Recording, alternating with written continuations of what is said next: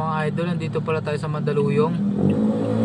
Bibidyoan lang natin mga idol kung gaano kaganda ang mga building dito.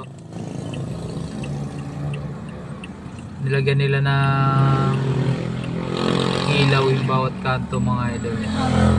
Kaya parang drawing lang. Pero mga building yan mga idol. Yan mga building yan.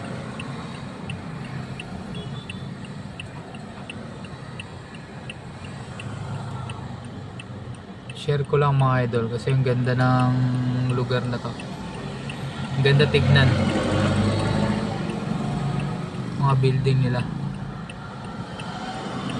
Parang drawing lang. Pero mga building na malalaki ang mga idol.